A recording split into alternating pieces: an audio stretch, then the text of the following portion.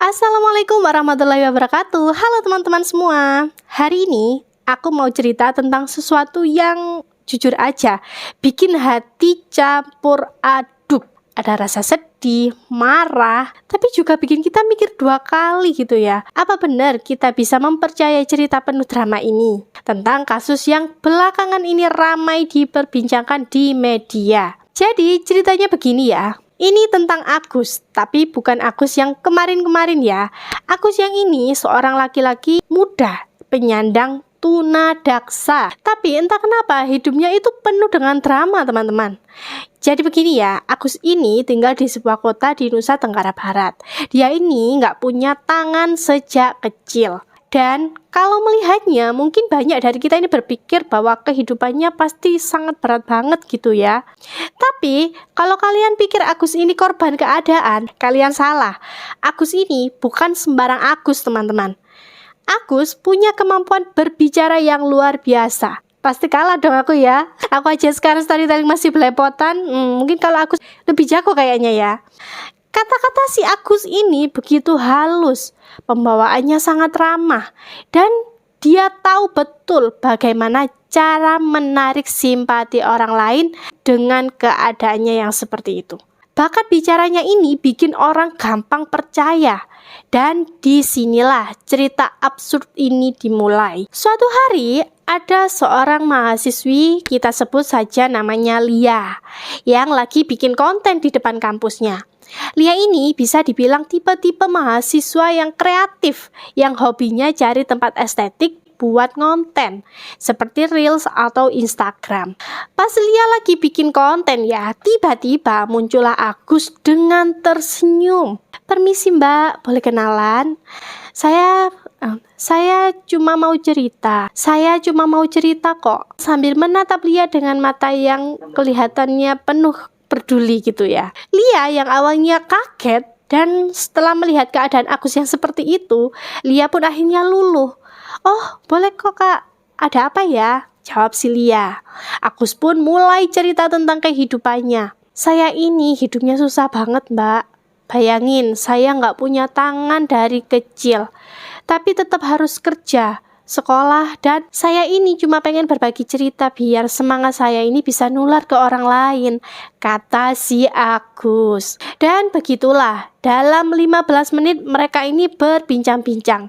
Lia yang awalnya cuma bikin konten malah berubah jadi pendengar setianya si Agus.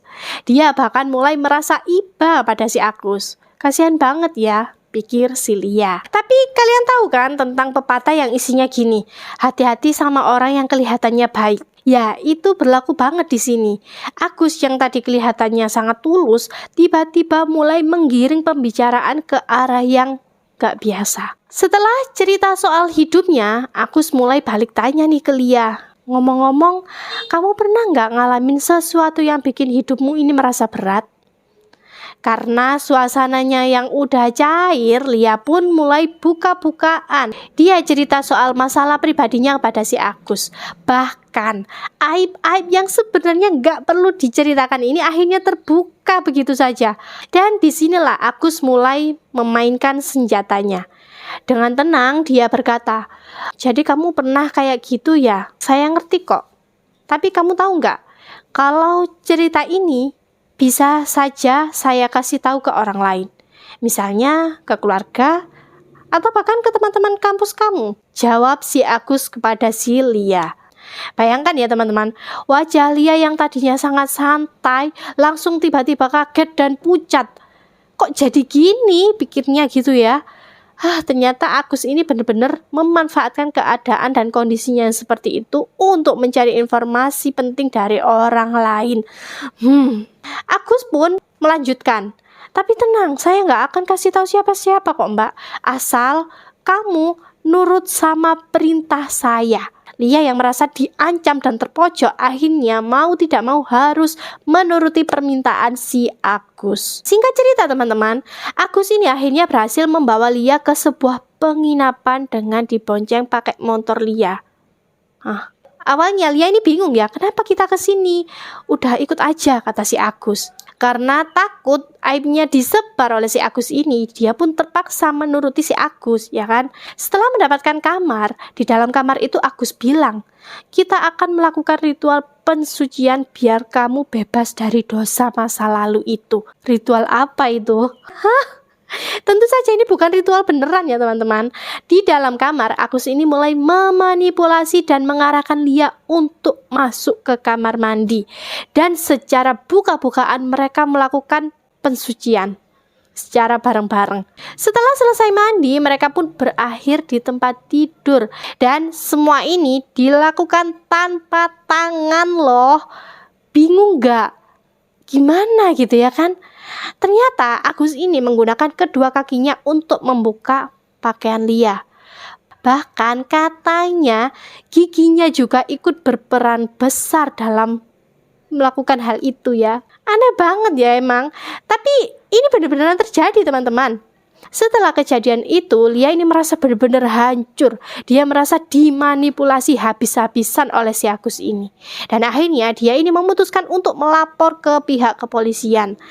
Tapi saat polisi memeriksa si Agus ini menyangkal semua tuduhan itu. Mana mungkin saya melakukan itu, Pak? Saya nggak punya tangan. Awalnya masyarakat mulai percaya. Ya juga sih, orang tanpa tangan kok bisa maksain orang lain gitu ya kan? Aneh kan? Tapi lama-lama setelah berita ini semakin ramai, semakin banyak pula korban lain yang bermunculan. Dan ternyata Lia bukan satu-satunya. Ada 11 korban lain yang mengalami hal serupa teman-teman. Dan yang bikin makin mengejutkan adalah pemilik penginapan mengakui kalau Agus sering ke sana membawa perempuan berbeda-beda tiap minggunya. Tapi karena kasus ini masih dalam tahap penyelidikan, jadi kita nggak bisa menghakimi Agus begitu saja ya. Karena masih belum jelas juga mana yang salah dan mana yang benar. Oke, cukup sekian ceritanya ya. Dari kisah ini kita belajar sesuatu yang penting banget. Jangan pernah percaya sama orang hanya karena dia kelihatan baik atau punya keterbatasan.